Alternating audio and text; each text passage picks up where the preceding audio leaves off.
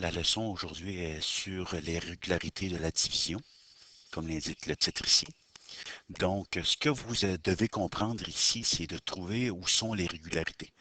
En d'autres mots, on dirait en 9e année et après, on dirait quels sont les facteurs de tel nombre. C'est très utile lorsqu'on veut faire la factorisation et c'est également très utile lorsqu'on veut faire la fraction. Exemple ici, si on regarde dans la première section, parmi ces nombres, lesquels sont divisibles par 2, lesquels sont divisibles par 5.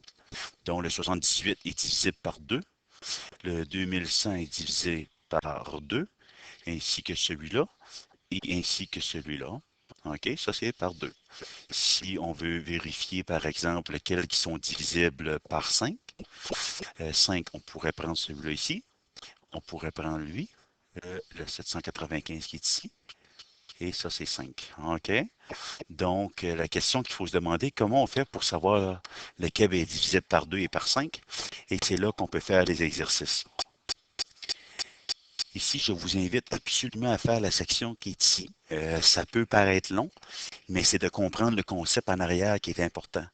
Donc, je vous demande de faire vraiment chacune des deux étapes qui sont ici et vous n'aurez pas besoin de faire l'explication ici.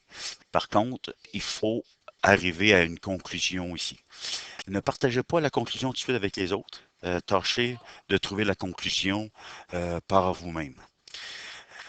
Lorsque vous aurez trouvé ça, il vous sera possible de comprendre le principe de division et le principe de régularité. Vous allez finir par comprendre que, par exemple, le 2 qui est ici, et on peut le trouver dans le 8, parce que le 8, toutes les régularités de 2, c'est 2, 4, 6, 8 et 0. Donc, tout ce qui se termine par 2, 4, 6, 8 et 0 est divisible par 2. Donc, c'est la raison pour laquelle on appelle 78, puisqu'il termine par 8. Ici, il termine par 0, il termine par 6, il termine par 0 et il termine par 8. Donc, c'est pour ça qu'on a pris le 2. Dans le cas ici du 5, il faut que ça se termine par 5 ou 1 par 0. Donc, voyez-vous, ici, le 0 ici, le 5 ici et le 0 ici dans ce cas-là. Et lesquels sont divisés par 10. 10, il faut qu'il se termine absolument par 0.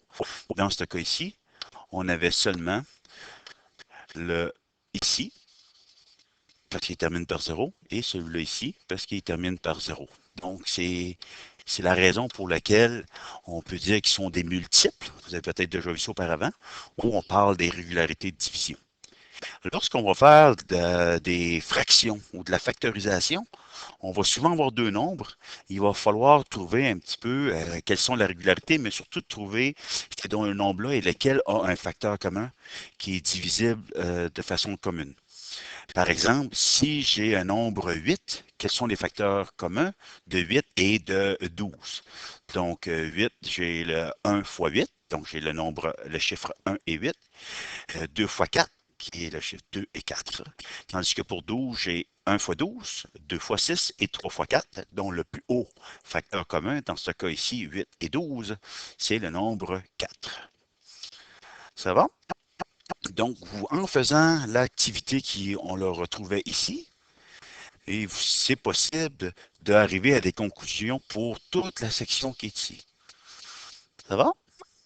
Donc, tu peux utiliser les règles afin d'établir des règles de divisibilité pour d'autres nombres. Ça va? On en a parlé tantôt. On a ici qui se termine par 0. On a le 10. Les multiples de 5, voyez-vous, ça se termine par un 5 moins 0, toujours.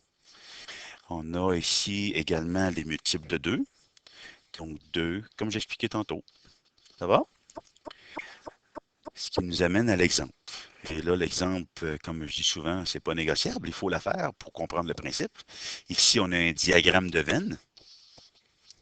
Dans un diagramme de veine, c'est on prend deux ensembles, on fait tous les nombres dans la suite qui est ici, qui sont divisibles par 8.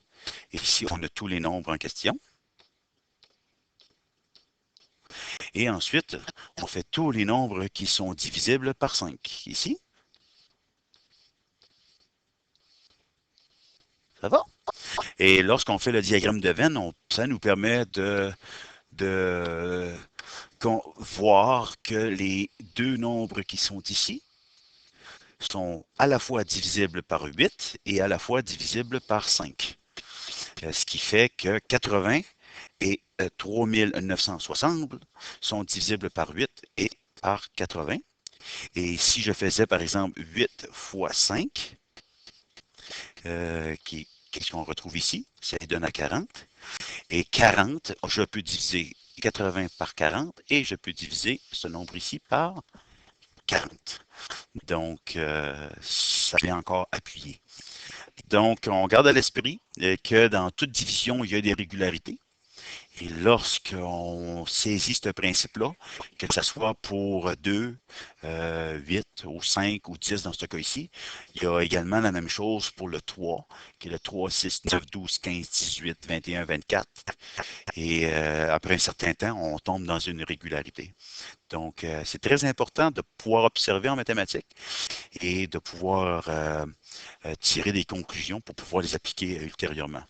Donc, au niveau des régularités, souvent, vous allez entendre d'autres terminologies, des terminologies telles que factorisation.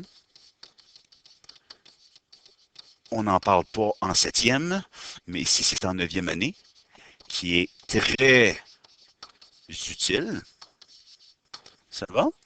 Et aussi, on va parler, quand on parle de factorisation, quand on parle des régularités au niveau des divisions, on va parler aussi des fractions. Ici, c'est surtout, ouais, excusez, je suis écrit par-dessus, surtout en addition et en soustraction de fractions, lorsqu'on faut mettre le même dénominateur ou un dénominateur commun. Donc, bonne chance. Et si vous avez des questions, je vous invite à mettre un commentaire soit sur le blog ou tout simplement d'envoyer un courriel. Merci.